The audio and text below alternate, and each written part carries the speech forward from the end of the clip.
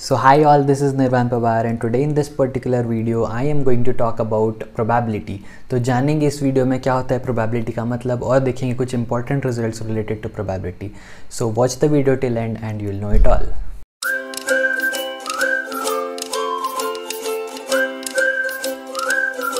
So सबसे पहले even before starting off with the exact meaning of probability, I would highly recommend you all to go and watch the previous video on probability जहाँ पर मैंने discuss किए थे कुछ basic terms of probability, right. और मुझे लगता है या मेरा ये मानना है कि जब तक आपको बेसिक टर्म्स नहीं समझ में आएंगे तब तक आप probability के पूरे चैप्टर में कहीं ना कहीं अटकते रहोगे, आपको कन्फ्यूजन थोड़ा बहुत हर जगह आते ही रहेगा। सो इसीलिए पहले वो वीडियो को पूरा देख लेना, आई बटन पे ऊपर क्लिक करके you will get that video. वो वीडियो पूरा देख के वापस आना and then we can start off from here. However for all those who have already watch that video, उन लोगों के लिए मैं शुरू करता हूँ प्रोबेबिलिटी टॉपिक को। तो सबसे पहले समझने का ट्राई करते हैं कि प्रोबेबिलिटी का मीनिंग क्या होता है, राइट।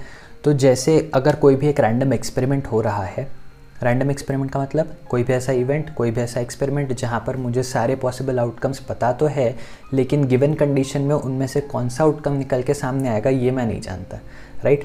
तो ऐसे सिचुएशंस में सिंस मैं एग्जैक्ट रिजल्ट क्या आएगा ये नहीं जानता बट मैं हर रिजल्ट के आने के चांसेस कितने हैं वो कैलकुलेट कर सकता हूँ और उसी कैलकुलेशन को मैं प्रोबेबिलिटी बोलता हूँ।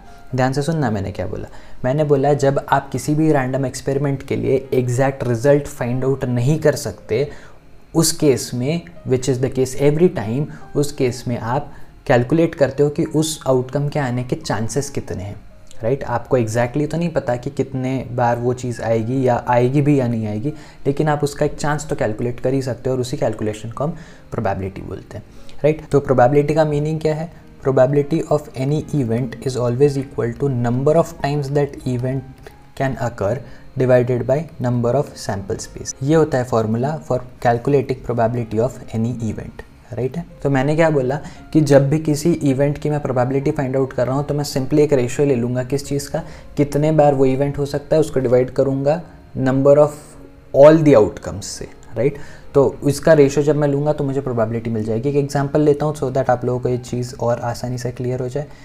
तो मैं आपको एक इवेंट दे देता हूँ that is occurrence of 3, right.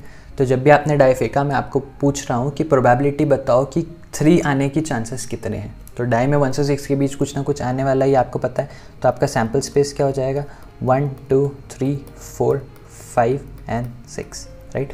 तो इन 6 में से कुछ भी एक चीज़ आ सकती है, इसलिए आपका सैम्पल स्पेस हो गया। इवेंट मैंने आपको क्या दिया? You have to find the probability of an event where you have to find the probability of getting 3 on the die, ठीक है। तो 3 आना ये आपका इवेंट हो गया। जब मैं इसका प्रोबेबिलिटी कैलकुलेट करने जाऊंगा तो मेरा फॉर्मूला क्या है? Number of times the event can occur divided by number of sample space. Event कितने बार हो सकता है? एक ही बार हो सकता है, राइट, क्योंकि इसमें एक ही एलिमेंट है, एक ही मेंबर है उस सेट में। और उसी तरीके से सैम्पल स्पेस में कितने एलिमेंट्स हैं? 6 एलिमेंट है। तो 1/6 आपकी इस केस की प्रोबेबिलिटी हो जाएगी, राइट है क्या? सही है। एक और सेकंड एग्जांपल ले लेता हूँ, एक कॉइन को टॉस करने का, राइट। तो जब कभी रोहित शर्मा लेता है कॉइन और उसको टॉस करता है तो बाजू में खड़ा बाबर आजम जो है उसको ये तो पता है कि हेड या टेल में से कुछ ना कुछ आएगा, लेकिन एग्जैक्टली क्या आएगा ये उसको भी नहीं पता और इसलिए वो टॉस हार जाता है, राइट है। तो इस केस में जो सैम्पल स्पेस बनता है वो क्या बनता है? हेड और टेल, क्योंकि हम सभी को पता है कि यही 2 पॉसिबिलिटीज़ है जब भी आप कॉइन को टॉस करोगे। लेकिन अब बाबर आजम ने सपोज बोल दिया कि हेड चाहिए उसको, तो उसके टॉस जीतने की प्रोबेबिलिटी कितनी हो जाएगी ये मैं जानना चाहता हूँ। तो I need to calculate the probability of getting head on the coin, right. तो ये कितना हो जाएगा? Number of times the event can occur divided by number of sample space. Event कितने बार हो सकता है? सिर्फ एक ही बार, सिर्फ हेड आने की चांसेस को मैं कैलकुलेट कर रहा हूँ। और नंबर ऑफ सैम्पल स्पेस कितना है? 2, या तो हेड या तो टेल। तो आपके हेड आने की प्रोबेबिलिटी कितनी हो गई? 1/2। इसी को आप 1/2 डिवाइड करके अगर देखो तो 0.5 भी लिख सकते हो, या फिर आप इसी चीज़ को 100 से मल्टीप्लाई करके 50% करके परसेंट के टर्म्स में भी रिप्रेजेंट कर सकते हो। तो आई होप आप लोगों को प्रोबेबिलिटी कैसे कैलकुलेट करते हैं, प्रोबेबिलिटी का मीनिंग क्या होता है ये समझ में आ गया होगा। हाउएवर जैसे ही हम इस सीरीज़ में आगे बढ़ते चले जाएंगे और इस पर क्वेश्चन सॉल्व करेंगे तो आप लोगों को इसको सॉल्व करने में और ज़्यादा आसानी होगी और आप लोगों का ये कॉन्सेप्ट धीरे धीरे और ज़्यादा क्लियर होते चले जाएगा। आगे बढ़ते हैं और देखते हैं कुछ इंपॉर्टेंट रिजल्ट्स जो प्रोबेबिलिटी से रिलेटेड है, जो प्रोबेबिलिटी से एसोसिएटेड है। पहला रिजल्ट, मैं बोलता हूँ कि अगर आपका इवेंट सैम्पल स्पेस के बराबर हो जाए, ध्यान से सुनना इस बात को। मैंने आपको इसके पहले वाले वीडियो में ऑलरेडी बताया था कि इवेंट क्या होता है। Event is always the subset of sample space, right. तो इवेंट सैम्पल स्पेस का सबसेट तो हो सकता है, लेकिन सबसेट होने का मतलब ये है कि वो सैम्पल स्पेस के बराबर भी तो हो सकता है। तो एक ऐसे सिचुएशन की मैं बात कर रहा हूँ जिस सिचुएशन में आपका जो इवेंट है वो सैम्पल स्पेस के बराबर हो जाता है, और इस केस के लिए मैं आपको प्रोबेबिलिटी फाइंड आउट करने बोलता हूँ। तो probability of getting that event is what, ये हो जाएगा जो हमारा नॉर्मल फार्मूला है, number of times the event can occur divided by number of sample space. लेकिन इस केस में मेरा इवेंट और सैम्पल स्पेस सेम है, तो मैं इसको रिप्लेस कर सकता हूँ NS से, राइट। तो NS अपॉन NS कैंसिल होकर क्या हो जाएगा, 1 हो जाएगा। तो जब कभी आपका इवेंट सैम्पल स्पेस के बराबर हो जाए तो उसकी प्रोबेबिलिटी क्या हो जाएगी, 1 हो जाएगी। इसी चीज़ को मैं ऐसा भी लिख सकता हूँ, probability of sample space is equals to 1। सही है क्या। तो ये one of the very important result for probability. Second important result की बात करते हैं। तो मैं सबसे पहले इंटरेस्टेड हूँ ये फाइंड आउट करने में कि किसी भी प्रोबेबिलिटी की मिनिमम वैल्यू कितनी हो सकती है और मैक्सिमम वैल्यू कितनी हो सकती है, राइट। तो वर्स्ट से वर्स्ट सिचुएशन में NE की वैल्यू कितनी हो सकती है, वर्स्ट से वर्स्ट सिचुएशन में NE की वैल्यू 0 हो सकती है, राइट। कि मैं ऐसे इवेंट की बात कर रहा हूँ जो सैम्पल स्पेस में एग्जिस्ट ही नहीं करता, right. This could be the worst come worst situation, और ऐसे केस में मेरा जो इवेंट वाला सेट है वो एम्प्टी रहेगा। एम्प्टी सेल रहेगा तो उसके अंदर कोई मेंबर ही नहीं रहेंगे, number of elements in event E 0 हो जाएगा, राइट। उसी तरीके से मैक्सिमम कितना हो सकता है, जो अभी ऊपर वाले केस में हमने देखा, मैक्सिमम इवेंट में कितने एलिमेंट्स हो सकते हैं, एग्जैक्टली वो सारे के सारे एलिमेंट्स जो सैम्पल स्पेस में अवेलेबल है। तो मैक्सिमम NE जा सकता है NS के बराबर। तो ये मेरा NE का मिनिमम और मैक्सिमम वैल्यू हो गया, राइट। तो इस केस में मेरी प्रोबेबिलिटी कितनी हो जाएगी, probability of getting an event would be NE upon NS, और NE की वैल्यू ही 0 है तो मेरी प्रोबेबिलिटी कितनी हो जाएगी, 0 हो जाएगी, राइट। तो वर्स्ट से वर्स्ट सिचुएशन में मेरी प्रोबेबिलिटी कितनी हो सकती है, 0 हो सकती है किसी भी इवेंट के होने की। और उसी तरीके से ये जो मेरा मैक्सिमम वाला सिचुएशन है, जो बेस्ट पॉसिबल सिनेरियो है, इसमें मेरी प्रोबेबिलिटी कितनी हो सकती है, number of event E which would be equal to NS upon NS, मतलब 1, राइट है। तो इसका मतलब मेरी जो सबसे वर्स्ट से वर्स्ट सिचुएशन में मेरी प्रोबेबिलिटी 0 हो सकती है और बेस्ट से बेस्ट सिचुएशन में मेरी प्रोबेबिलिटी 1 हो सकती है।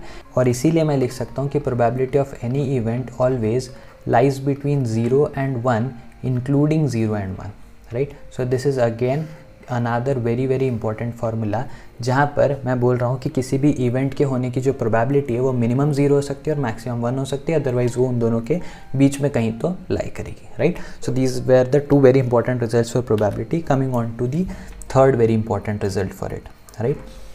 मैं आपको बोलता हूँ कि calculate the probability of not occurring of an event A dash लिखने का मतलब क्या है, अगर मैं सिर्फ PA लिखता मतलब probability of getting an event A, और अगर मैंने A डैश लिखा या इसी चीज़ को आप A बार भी लिख सकते हो इस तरीके से।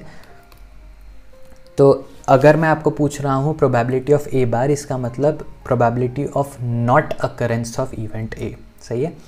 तो इसके कैलकुलेशन कैसे करेंगे, प्रोबेबिलिटी ऑफ A डैश क्या हो जाएगा, probability of A dash would be number of times A can not occur divided by number of sample space. अब A कितने बार नहीं हो सकता, तो ध्यान से देखेंगे, अगर इसको समझने का ट्राई करो तो सैम्पल स्पेस में कुछ एलिमेंट्स होंगे जो A होने के टाइम हो रहे होंगे, तो A नहीं जब हो रहा होगा तब कौन से होंगे, जो बचे हुए सारे हैं।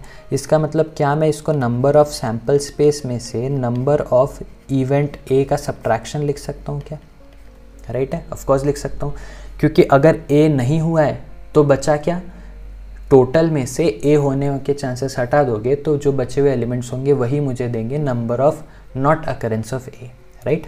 अगर मैं इसको डिस्ट्रीब्यूट कर दूं तो ये क्या हो जाएगा, NS upon NS minus NA upon NS, right.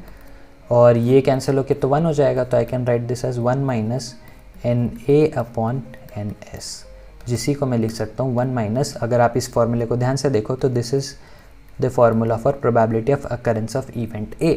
तो probability of not occurring of A या probability of negation of A can be written as 1 minus probability of getting an event A, सही है। So this is the third very important result, and the fourth and the last result is probability of A union B is equals to probability of A plus probability of B minus probability of A intersection B, right? So this is the fourth very important result. अगर आप में से किसी ने set theory already पढ़ी होगी तो ऐसा रिजल्ट आप लोगों ने ऑलरेडी काफ़ी बार देखा हुआ होगा. However, for all those who do not know this result, you do not need to worry because my next video will be on usage of Venn diagram, जहाँ पे मैं आपको इस फॉर्मूले का प्रूफ भी दूंगा, राइट है. तो आई होप आप लोगों को प्रोबेबिलिटी का मीनिंग समझ में आया होगा. प्रोबेबिलिटी से रिलेटेड ये जो 4 वेरी इंपॉर्टेंट रिजल्ट मैंने आपको बताया ये भी समझ में आए होंगे. अगर आप लोगों ने वीडियो को यहाँ तक देख लिया है तो मैं उम्मीद करता हूँ कि this video might have added some value to your knowledge, and so I request you all to please go and like the video, subscribe to channel so that you get the notification of any new video that I upload on my channel. Next video में मैं आऊँगा तो I'll be talking about use of Venn diagram in calculating probability. Till then, stay tuned, be happy, be safe, bye bye.